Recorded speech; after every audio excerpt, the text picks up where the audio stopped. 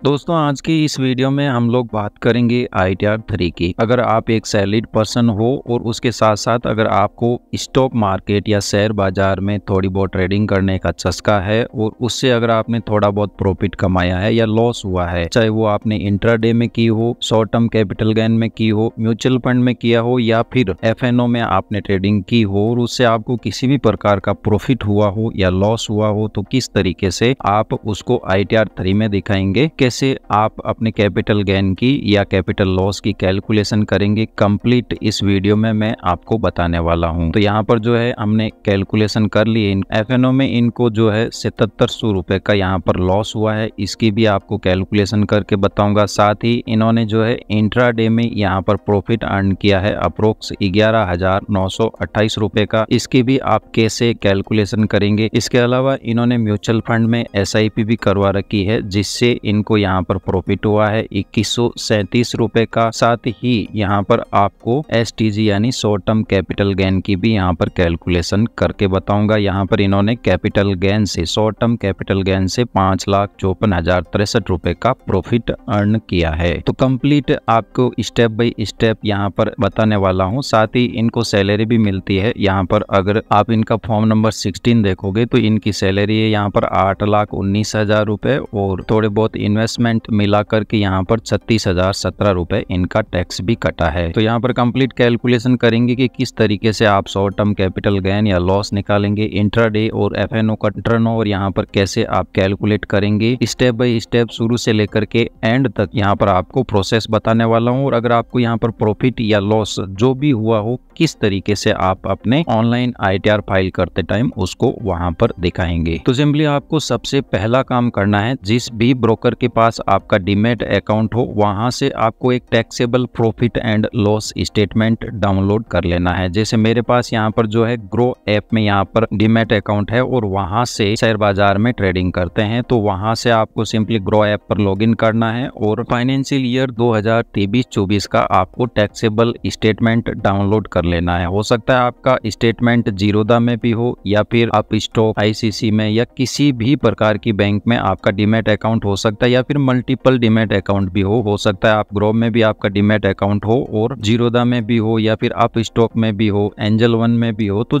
जो जिसमें आपका डीमैट अकाउंट है और जिसमें आपने ट्रेडिंग की है वो कंप्लीट आपको taxable profit and loss statement download कर लेना है। अलग अलग डीमैट अकाउंट का अलग अलग टाइप का यहाँ पर taxable profit and loss statement होता है। तो मैं पहले यहाँ पर इसको क्लोज कर देता हूँ। तो हमारे जो ये क्लाइंट है इनका एक ही ग्रो ऐप में डीमैट अकाउंट है और उसी से वो FNO, इंट्राडे और म्यूचुअल फंड और शॉर्ट टर्म कैपिटल गेन में ट्रेडिंग करते हैं, जहां से इनको प्रॉफिट और लॉस दोनों हुआ है। तो बात करेंगे ITR 3 में इसको किस हेड में कहां पर दिखाएंगे, साथ ही सैलरी को आप कहां पर शो करेंगे, कंप्लीट जानकारी मैं आपको इस वीडियो में बताने वाला हूं। और अगर आप अपना ITR एक टैक्स एक्सपर्ट और CA के माध्यम से भरवाना चाहते हो तो स्क्रीन पर जो नंबर दिए गए हैं उन नंबरों पर आप कॉन्टेक्ट कर सकते हो। तो चलिए वीडियो को शुरू करते हैं। सबसे पहले जो है आपको अपने E-फाइलिंग पोर्टल पर लॉगिन कर लेना है और यहाँ पर AIS का ऑप्शन रहेगा, इस पर आपको क्लिक कर देना है और प्रोसीड ऑप्शन पर क्लिक करना है। फिर यहाँ पर जो है AIS का ऑप्शन रहेगा और यहाँ पर TIS का ऑप्शन रहेगा, तो आपको इस TIS के ऑप्शन पर क्लिक कर देना है। इसके बाद में उसको नीचे स्क्रॉल डाउन करोगे तो कुछ इस तरीके का इंटरफेस आएगा, जिसमें आपकी salary, dividend, saving bank account पर इंटरेस्ट ऑन डिपोजिट और यहाँ पर जो है 65,77,340 रुपए का इन्होंने शेयर मार्केट में ट्रेडिंग किया है। साथ ही इन्होंने 16,12,000 रुपए की FD भी करवाई है और यहाँ पर शेयर मार्केट में परचेजिंग भी की है 63 लाख की। तो यहाँ पर सीधा सा अगर देखें तो परचेज इन्होंने किया है 63 लाख में और सेल आउट किया है 65,77,000 में, तो लगभग 2.5-3 लाख रुपए का प्रॉफिट AIS में ही शो कर रहा है। तो सबसे पहले आपको AIS देख लेना है और फॉर्म नंबर 26 AS भी आपको यहाँ पर देख लेना है। E-फाइल ऑप्शन में यहाँ पर रहेगा व्यू फॉर्म 26 AS और कन्फर्म ऑप्शन पर क्लिक करना है और यहाँ पर जो है प्रोसीड करके form number 26 AS assessment year 24-25 view as HTML और व्यू एंड डाउनलोड। फिर यहाँ पर जो भी आपकी सैलरी होगी या FD इंटरेस्ट होगा या डिविडेंड आपको जो भी रिसीव्ड हुआ होगा वो यहाँ पर आ जाएगा। इसके बाद में जो आपने डीमैट अकाउंट का profit and loss taxable statement download किया था उसका आपको एक अलग सेपरेट फाइल बना लेना। तो हम यहाँ पर जो है एक्सेल की एक अलग फाइल बना लेते हैं कैलकुलेशन के नाम से। इसकी थोड़ी फॉन्ट साइज हम यहाँ पर 14 कर देते हैं और पेज मार्जिन भी सेट कर लेते हैं। फिर यहाँ पर जो है सबसे पहला वाला है FNO स्टेटमेंट, इसको हम यहाँ पर ओपन करते हैं। तो यहाँ पर FNO में आप देखोगे कि इन्होंने ट्रेडिंग की है 7,000 रुपए की 7,700 रुपए, यानी 7,000 की क्वांटिटी 2.2 रुपए पे खरीदी थी और 1.1 पे सेल आउट कर दी, तो टोटल इनको 7,700 रुपए का यहाँ पर लॉस हो गया। तो हमने जो कैलकुलेशन शीट की है इसको यहाँ पर जो है आपको लिख देना है प्रॉफिट और लॉस फ्रॉम FNO ट्रेडिंग, और यहाँ पर इन सेल को हम यहाँ पर मर्ज कर देते हैं। और इसके बाद में हमारा जो टर्नओवर है वो 7,700 का ही है, क्योंकि यहाँ पर एक ही स्टॉक में इन्होंने इन्वेस्टमेंट किया था और उससे 7,700 का लॉस हुआ। तो जो नेगेटिव फिगर या पॉजिटिव फिगर होता है उसकी टोटल यहाँ पर आपको कर लेनी है। अगर टोटल करना है तो यहाँ पर फॉर्मूला भी लगा सकते हैं, इक्वल टू ABS, और यहाँ पर जिस कॉलम को आपको पॉजिटिव करना है उसको सिलेक्ट कर लेना है और फिर इसको यहाँ से ड्रैग करोगे आप, तो आपका जो भी नेगेटिव फिगर होगा वो पॉजिटिव में कन्वर्ट हो जाएगा। जैसे हमने यहाँ पर 8 लिखा या -8 लिखा या -800 लिखा या फिर -80 लिखा, तो पॉजिटिव में कन्वर्ट हो जाएगा और उसकी आपको यहाँ पर एसेट टोटल कर लेनी है। तो जो भी आपका टर्नओवर होगा, चाहे लॉस हुआ हो चाहे प्रॉफिट हुआ हो, उसको पॉजिटिव फिगर में कन्वर्ट करके टोटल कर लेनी और वही आपका टर्नओवर कहलाएगा। तो हम इसको डिलीट कर लेते हैं क्योंकि हमने एक ही स्टॉक में ट्रेडिंग की और यहाँ पर हमारा टर्नओवर भी 7,700 ही होगा। तो यहाँ पर जो है टर्नओवर इन ऑप्शन हमारा जो है 7,700 का है और हमारा जो लॉस है वो भी 7,700 रुपए का ही है। लॉस फ्रॉम ऑप्शन यहाँ पर इसको सेंटर कर देते हैं। इसके बाद में एक्सपेंसेस भी आपको लेने हैं, तो यहाँ पर जो इनके एक्सपेंसेस हुए हैं इसकी टोटल कर लेनी है। यहाँ पर 131.94 यानी कि 132 रुपए का इनको एक्सपेंसेस भी हुए हैं। तो यहाँ पर एक्सपेंसेस फ्रॉम ट्रेडिंग 132 रुपए और जो ओवरऑल लॉस हुआ है हमारा वो लॉस यहाँ पर हो गया है 7,832 रुपए। इसी को ही हमें ITR 3 में दिखाना है। तो हमारा यहाँ पर जो है FNO कंप्लीट हो गया है। आपके केस में प्रॉफिट भी हो सकता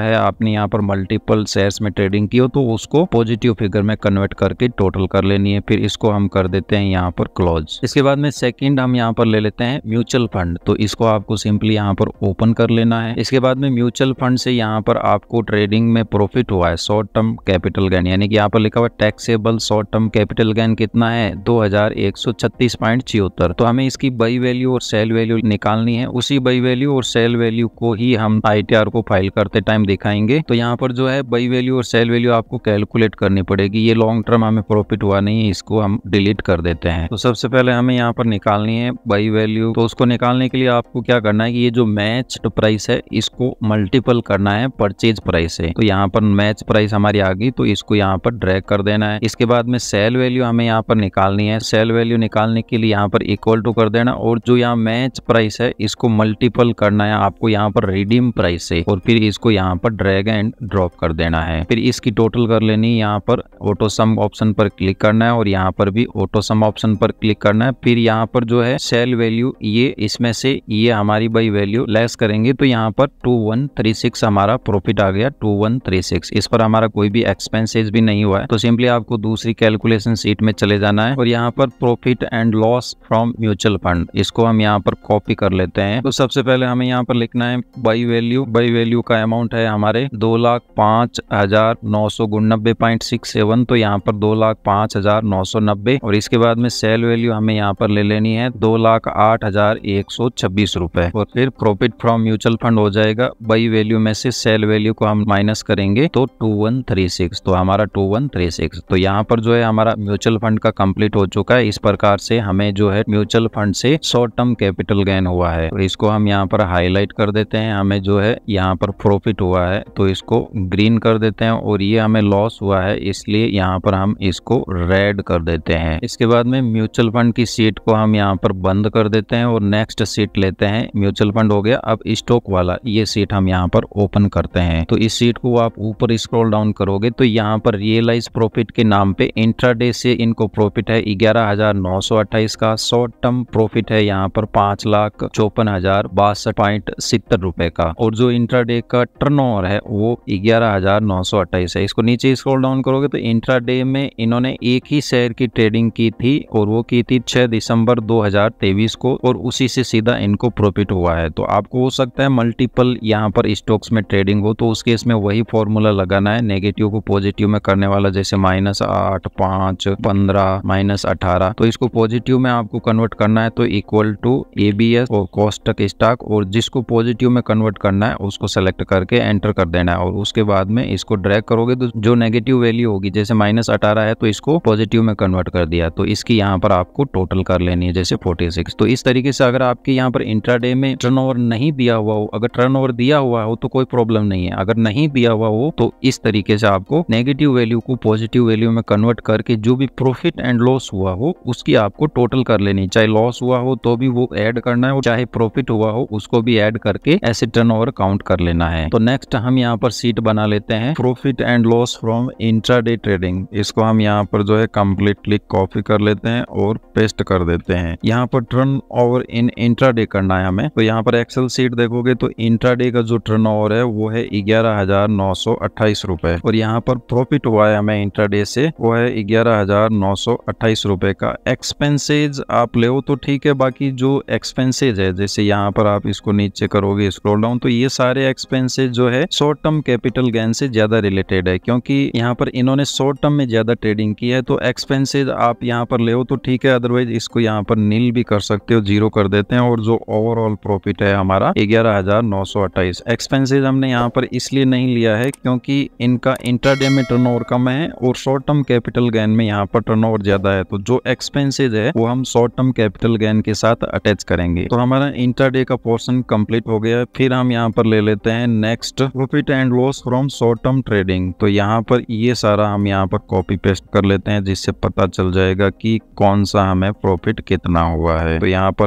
बाई वैल्यू, सेल वैल्यू, ये सारा हमें निकालना है। तो यहाँ पर एक्सेल शीट में चले जाते हैं। इंट्राडे का हमें जो ओवरऑल यहाँ पर आप प्रॉफिट देखोगे ना वो है 5,54,062.70। तो 5,54,000 हम इसको 63 भी कर सकते हैं। तो प्रॉफिट हमें जो है 5,63,070 रुपए का, 5,54,063 रुपए का हुआ है। तो 5,54,063 रुपए एंटर कर देते हैं प्रॉफिट एसटीजी, यानी कि शॉर्ट टर्म कैपिटल गेन पे प्रॉफिट। अब इसकी बाई वैल्यू निकालनी है। तो बाई वैल्यू की ये रहा हमारा शॉर्ट टर्म ट्रेडिंग जो भी है ना वो ये है शॉर्ट टर्म ट्रेडिंग, इससे जितना प्रॉफिट हुआ है तो हमें इसकी बाई वैल्यू, सेल वैल्यू निकालनी है। तो बाई वैल्यू ये रही, अगर इसकी हम टोटल करते हैं यहाँ पर सम का तो एरर आ रही है क्योंकि ये सम सबसे ऊपर आ रहा है। तो इसको एक बार जैसा है वैसे ही रहने देते हैं। यहाँ पर हम निकालते हैं बाई वैल्यू और सेल वैल्यू। तो बाई वैल्यू निकालने के लिए इक्वल टू जो बाई प्राइस है इनटू बाई क्वांटिटी कर देना है और एंटर करोगे तो ये हमारी बाई वैल्यू आ गई। इसकी टोटल नहीं हो रही थी इसलिए मैं इसको सेपरेट कर रहा हूँ, एरर आ रही थी। फिर इसको नीचे करके और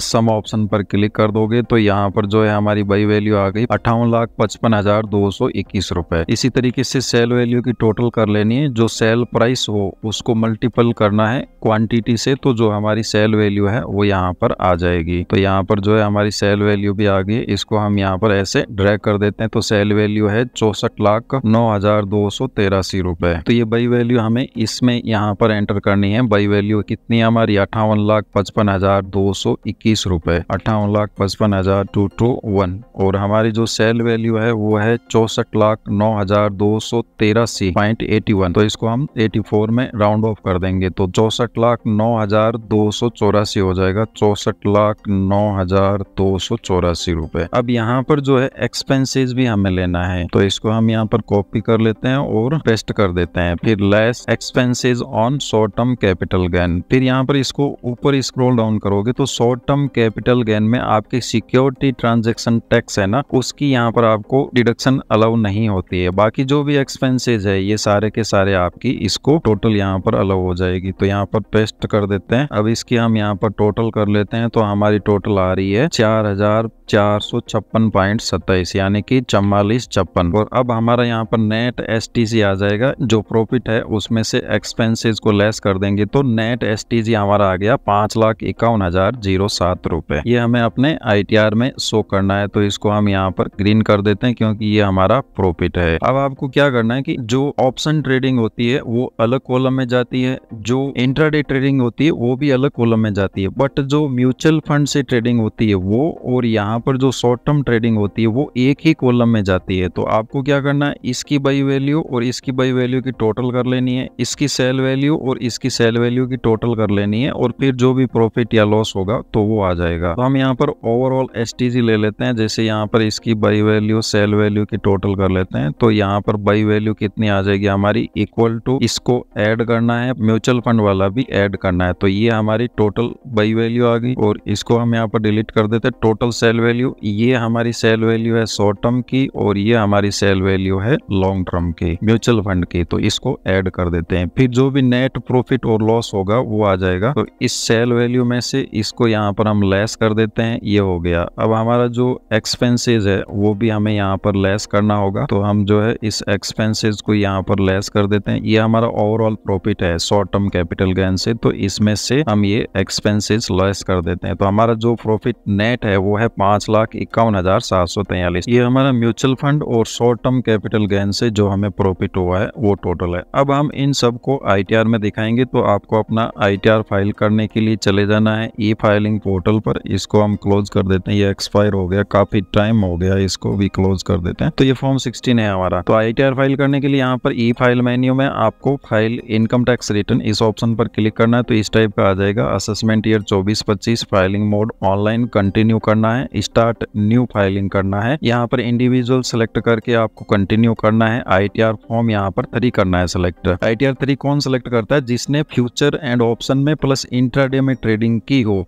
और साथ में सैलरी इनकम हो, तो वो ITR 3 फाइल करता है। अगर आपका only short term capital gain और सैलरी इनकम हो तो आप ITR 2 भी फाइल कर सकते हैं, या फिर म्यूचुअल फंड से भी अगर आपको प्रॉफिट हो तो आप ITR 2 फाइल कर सकते हैं। तो हम यहाँ पर ITR 3 और प्रोसीड विद ITR 3 सेलेक्ट करके लेट्स गेट स्टार्टेड ऑप्शन पर क्लिक करते हैं। इसके बाद में ये पूछ रहा है आप ITR 3 क्यों फाइल कर रहे हो, तो यहाँ पर जो है सेक्शन 139(1) के प्रोविजो के तहत हमारा जो टैक्स है वो 25,000 से ज्यादा कटता है, तो उस केस में हमें 139(1) का ये प्रोविजो सेलेक्ट करना होता है। तो इसको हम यहाँ पर कंटिन्यू करते हैं। फिर यहाँ पर बहुत सारे शेड्यूल्स आएंगे, तो उनमें से आपको सेलेक्ट करने हैं जो आपके काम के शेड्यूल हो। तो जनरल में ये हमारा यहाँ पर ऑप्शन रहेगा, ओके, इसको रहने देना है। फिर इनकम में हमारी सैलरी इनकम भी है। हाउस प्रॉपर्टी इनकम आपको तब लेनी है जब आपका या तो कोई रेंटल इनकम आ रही हो, मकान को आपने किराए पर दे रखा हो और उससे किराया आता हो। अदरवाइज यहाँ पर शॉर्ट टर्म कैपिटल गेन हमें लेना है। फिर 112A long term capital gain हो तो लेना है आपको, अदरवाइज इसको रहने देना है। 15AD रहने देना है। VD क्रिप्टो करेंसी वगैरह में ट्रेडिंग हो तो ये लेना है। इनकम फ्रॉम अदर सोर्सेज, यहाँ पर आपकी जो इंटरेस्ट इनकम वगैरह, यहाँ पर आप AIS देखोगे तो इनका जो है डिविडेंड भी है, सेविंग बैंक अकाउंट इंटरेस्ट भी हो, डिपॉजिट है, तो ये अदर सोर्सेज की इनकम में जाएगा, तो इसको सेलेक्ट रहने देना है। फिर नीचे स्क्रॉल डाउन करना, ये ऑटोमेटिकली सारे शेड्यूल यहाँ पर रहेंगे। फिर बिजनेस में यहाँ पर नेचर ऑफ बिजनेस ये सारा का सारा रहेगा,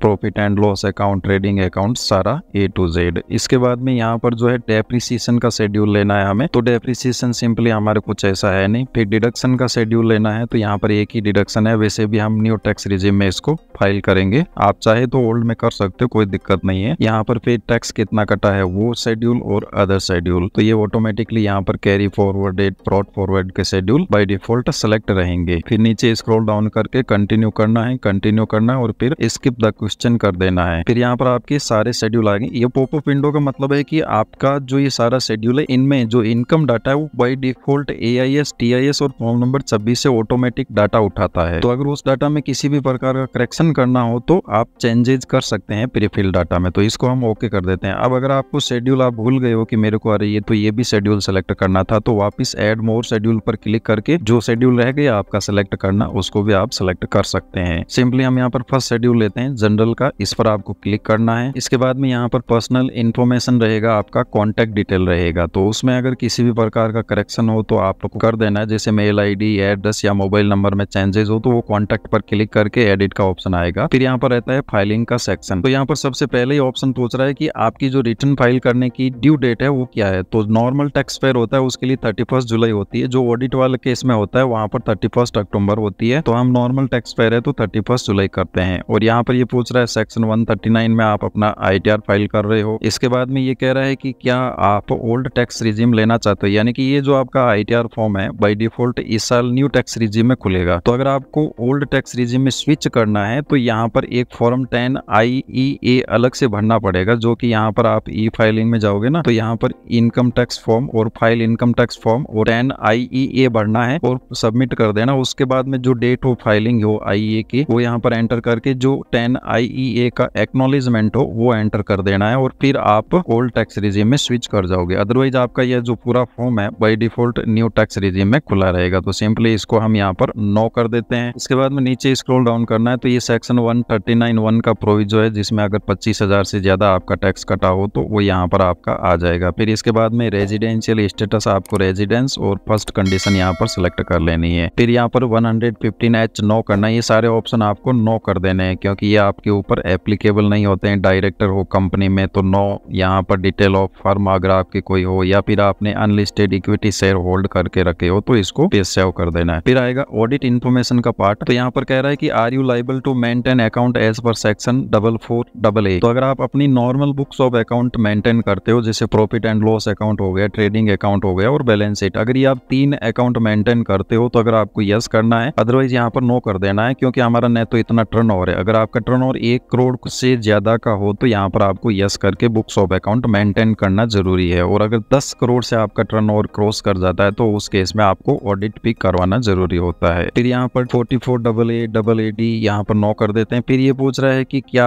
आपके जो टर्नओवर है वो 1 करोड़ से 10 करोड़ के बीच में है, यदि हो तो यस करना है, अदरवाइज नहीं हो। जैसे हमारे केस में यहाँ पर अगर एएस देखोगे तो जो टर्नओवर है वो मैक्सिमम से मैक्सिमम 65 लाख है, यानी 66 लाख मान लो, 70 लाख मान लो, तो 1 करोड़ को क्रॉस नहीं कर रहा है। तो हम यहाँ पर no turnover does not exceed 1 crore. इसके बाद में 44AB में आपके ऊपर ऑडिट इन्फॉर्मेशन नो करना है। फिर 92E में ऑडिट नो करना है। फिर यहाँ पर ऑडिट रिपोर्ट नो कर देना है और फिर इसको सेव कर देना है। फिर बैंक डिटेल में आपके बैंक अकाउंट है वो वैलिडेट रहेगा, सिंपली आपको इस टैब को कंफर्म कर देना है। तो जैसे ही आपकी जो टैब कंफर्म होगी ना उस पर ग्रीन टिक लगा हुआ आ जाएगा, इसका मतलब ये आपकी टैब ओके है। इसके बाद में नेचर ऑफ बिजनेस, इस पर आपको क्लिक करना है, ऐड डिटेल ऑप्शन पर क्लिक करना है। और अगर आप FNO फ्यूचर एंड ऑप्शन और ट्रेडिंग करते हो तो यहाँ पर इन्वेस्टमेंट एक्टिविटीज का कोड रहेगा वो लिख देना है। और अगर आपके बिजनेस का कोई नाम हो तो वो लिख देना है, अदरवाइज जो आपका खुद का नाम हो वो लिख देना है। और यहाँ डिस्क्रिप्शन में लिख देना है trading in share market like intraday FNO short term and long term. और इसके बाद में ऐड ऑप्शन पर क्लिक करके कंफर्म कर देना है। इसके बाद में शेड्यूल बैलेंस शीट आएगी। तो अगर आप बुक्स ऑफ अकाउंट मेंटेन करते हो तो ये आपको पार्ट कंप्लीट करना है, sources of fund, application of fund. अगर आप कोई बुक्स ऑफ अकाउंट मेंटेन नहीं करते हो तो सिंपली आपके ये 4 कॉलम यहाँ पर कंप्लीट करने हैं और इसके बाद में सेव ऑप्शन पर क्लिक करके इसको कंफर्म कर देना है और ओके कर देना है। फिर हमारा रहेगा मैन्युफैक्चरिंग अकाउंट। तो यहाँ पर हम किसी भी प्रकार की मैन्युफैक्चरिंग एक्टिविटी नहीं करते हैं तो सिंपली इसको आपको सीधा सा है कंफर्म कर देना है। इसके बाद में रहेगा हमारे यहाँ पर ट्रेडिंग अकाउंट। तो ट्रेडिंग अकाउंट में यहाँ पर नीचे स्क्रॉल डाउन करोगे तो यहाँ पर आपको 12 नंबर पॉइंट मिलेगा, टर्नओवर फ्रॉम इंट्राडे ट्रेडिंग। और टर्नओवर से आपको जो लॉस या प्रॉफिट हुआ हो, अगर लॉस हुआ हो तो यहाँ पर आपको नेगेटिव फिगर कर देना। तो यहाँ पर एक्सेल शीट आप देखोगे हमारी कैपिटल गेन की, इसको क्लोज कर देते हैं। इसके बाद में यहाँ पर जो है इंट्राडे वाला ये कॉलम रहा, तो हमारा टर्नओवर भी 11,928 है और प्रॉफिट भी 11,928 है। तो 11,928 और 11,928 हमें प्रॉफिट हुआ है। अगर ये नेगेटिव वैल्यू आप पुटअप करते हो तो ये नेगेटिव भी एक्सेप्ट कर लेगा। तो अगर आपको लॉस हुआ हो तो यहाँ पर नेगेटिव एंटर कर देना है। फिर इसके बाद में इसको सेव कर देना है और कंफर्म कर देना है। फिर इसके बाद में रहेगा हमारा part A profit and loss statement. तो सिंपली आपको इस पर क्लिक करना है। फिर यहाँ पर इसको नीचे स्क्रॉल डाउन करोगे तो सबसे लास्ट में मिलेगा नो अकाउंट का ऑप्शन। तो यह डिटेल ऑप्शन पर क्लिक करना और यहाँ पर रहेगा स्पेक्टिव एक्टिविटी। तो इस ऑप्शन पर आपको क्लिक करना है। फिर यहाँ पर जो है आपका टर्नओवर जितना भी हो वो यहाँ पर आपको लिख देना है। जैसे हमारे यहाँ पर टर्नओवर है 7,700 रुपए का, तो यहाँ पर 7,700 रुपए का अमाउंट एंटर कर देना। फिर हमारे यहाँ पर लॉस है तो वो लॉस आपको यहाँ पर नेगेटिव वैल्यू में एंटर कर देना है। और फिर जो एक्सपेंसेस जो वो यहाँ पर अलाउ नहीं होते हैं, तो जो टोटल लॉस हो वही आपको एंटर करना है। जैसे 7,832 रुपए, तो माइनस 7,832 रुपए आपको यहाँ पर एंटर कर देना है और एक्सपेंसेस 0 कर देना है। इस प्रकार आपका जो FNO से जो भी लॉस होगा वो नेगेटिव आ जाएगा। इसके बाद में ऐड ऑप्शन पर क्लिक कर देना है और कंफर्म ऑप्शन पर क्लिक कर देना है। फिर हम यहाँ पर ले लेते हैं अदर इन्फॉर्मेशन का शेड्यूल। तो अदर इन्फॉर्मेशन ऑडिट से रिगार्डिंग अगर आपकी कोई इन्फॉर्मेशन हो तो वो एंटर करनी है, अदरवाइज इसको यहाँ पर कंफर्म कर देना है। इसके बाद में नेक्स्ट शेड्यूल हम यहाँ पर लेते हैं शेड्यूल सैलरी का। तो यहाँ पर हमें फॉर्म नंबर 16 का अकॉर्डिंग एडिट करना है इसको। तो ऐड डिटेल ऑफ ब्रेकअप, इस ऑप्शन पर क्लिक करना है। फिर हमारा जो सैलरी है वो है 8,19,079। ये फॉर्म 16 के अकॉर्डिंग अगर आप देखोगे तो 8,19,079। फिर यहाँ पर आपको स्टेट सेलेक्ट कर लेना है। तो न्यू दिल्ली यहाँ पर स्टेट आ जाएगा, दिल्ली का स्टेट आ जाएगा दिल्ली। और इसके बाद में जिप कोड दिल्ली का 11,001 एंटर करना है। और नेचर ऑफ एम्प्लॉयमेंट यानी कि आप किस प्रकार के कर्मचारी हो, तो सेंट्रल स्टेट जो भी हो सेलेक्ट कर लेना है। फिर यहाँ पर आपको बेसिक सैलरी में एक बार जो भी अमाउंट हो मन मर्जी का डाल देना है। फिर ऐड ऑप्शन पर क्लिक करना है और यहाँ पर जो है सबसे लास्ट में रहेगा अदर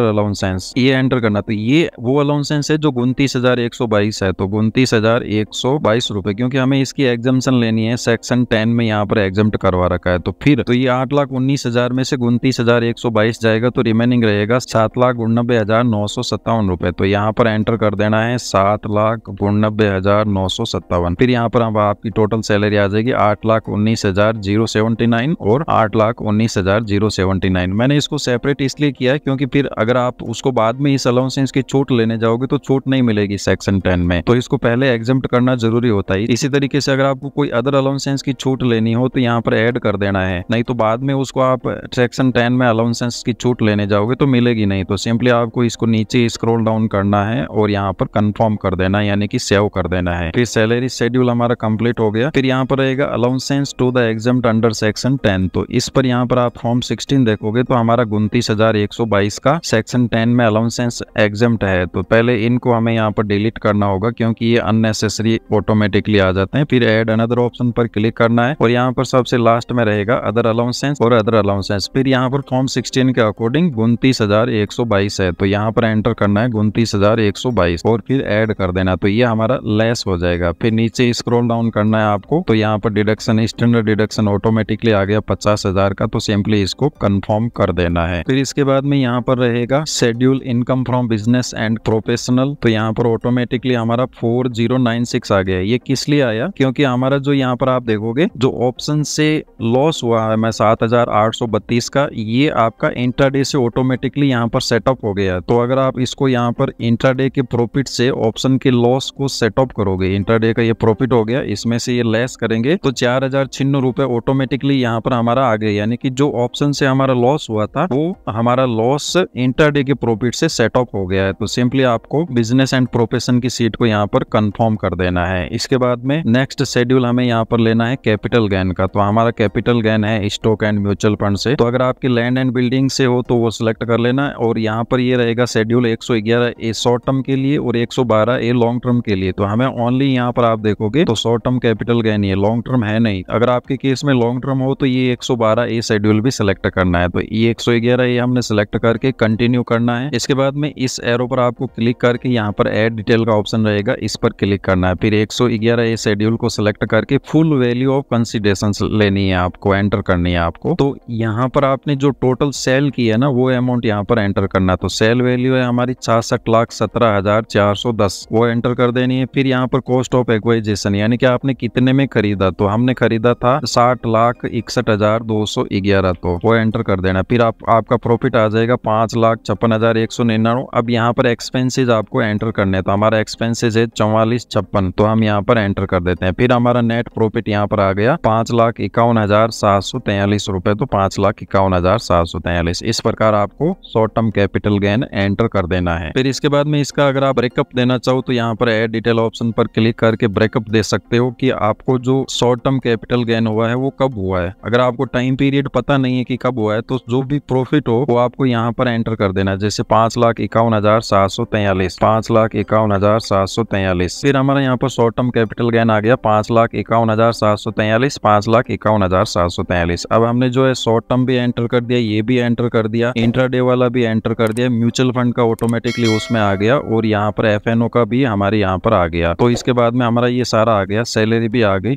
तो इसको सिंपली कंफर्म कर देना है। इसके बाद में फॉर्म 16 आप देखोगे ना तो हम न्यू टैक्स रिजिम के साथ जा रहे हैं, और फॉर्म 16 जो इनको इश्यू किया गया है वो ओल्ड टैक्स रिजिम में इश्यू किया गया है। तो यहाँ पर स्टैंडर्ड डिडक्शन लेस करने के बाद इनका रिमेनिंग टैक्सेबल अमाउंट यहाँ पर 7,39,000, फिर इनको 54,000 यहाँ पर डिडक्शन मिला है ATC में, तो इनको ओल्ड टैक्स रिजिम सेलेक्ट किया। हम न्यू टैक्स रिजिम के साथ जाएंगे ताकि हमारा टैक्स कम से कम बने। फिर इसको नीचे स्क्रॉल डाउन करोगे तो यहाँ पर रहेगा सेक्शन ATCCD2 75,212, तो इसकी डिडक्शन आपको न्यू टैक्स रिजीम में भी मिलेगी। तो यहाँ पर जो है इसको नीचे स्क्रॉल डाउन करते हैं, और यहाँ पर 112 ये लॉन्ग टर्म कैपिटल गेन का है, तो वो तो यहाँ पर ऐड ऑप्शन पर क्लिक करके आपको long term capital gain enter कर देना है, अदरवाइज इसको कंफर्म कर देना है। फिर नीचे स्क्रॉल डाउन करना है, शेड्यूल अदर सोर्सेज की इनकम हमारे यहाँ पर आएगी। तो यहाँ पर AIS देखोगे तो इनका डिविडेंड, बचत खाते पर ब्याज और FD पर ब्याज, ये तीनों के तीनों हमें इनकम फ्रॉम अदर सोर्सेज में एंटर करने हैं। यहाँ पर जो है first option add detail option पर क्लिक करना करना है और यहाँ पर इंटरेस्ट ले लेते हैं। पहले हमारा बचत खाते पर ब्याज कितना है, बचत खाते पर हमारा ब्याज है 798 रुपए, तो 798। फिर FD interest from deposit interest आपका कितना है, वो है यहाँ पर हमारा 6505, तो 6505 एंटर कर देना है। फिर यहाँ पर डिविडेंड रह गया, बाकी इसमें कुछ नहीं आएगा, तो इसको यहाँ पर पहले ऐड कर देना है। फिर यहाँ पर ऐड अनदर ऑप्शन पर क्लिक करना है और यहाँ पर डिविडेंड का रहेगा वो सिलेक्ट करके जो भी आपका डिविडेंड हो, हमारा डिविडेंड है 504 रुपए, तो यहाँ पर एंटर कर देना है 504 और इसके बाद में ऐड ऑप्शन पर क्लिक कर देना है। तो इस प्रकार हमारी जो ये इनकम है, इनकम फ्रॉम अदर सोर्सेज में ये आ गया। सैलरी हमने एंटर कर दी है, तो इसके बाद में इसको सिंपली नीचे स्क्रॉल डाउन करके कंफर्म कर देना है। फिर इसको नीचे स्क्रॉल डाउन करना है, यहाँ पर कैरी फॉरवर्ड सेलेक्ट रहेगा, कैरी फॉरवर्ड लॉसेज का शेड्यूल, तो इसको सिंपली आपको कंफर्म करना है। यानी कि अगर आपके करंट ईयर में कोई लॉसेज हुए हो तो उसको नेक्स्ट ईयर में सेट अप कर सकते हो, तो फॉरवर्ड कर सकते हो आप। जैसे हमारे एफएनओ का जो लॉस हुआ था वो यहाँ पर इंटरडे के प्रॉफिट से सेटअप हो गया था ऑटोमेटिकली, इसलिए हमारा करंट ईयर का कोई भी ऐसा लॉस नहीं है जो नेक्स्ट ईयर में हमें कैरी फॉरवर्ड करना हो। फिर नेक्स्ट हमारा शेड्यूल रहेगा, शेड्यूल ब्रॉट फॉरवर्ड लॉसेज, यानी कि आपको पिछले सालों में किसी भी प्रकार का लॉस हुआ हो और वो इस साल के आपके प्रॉफिट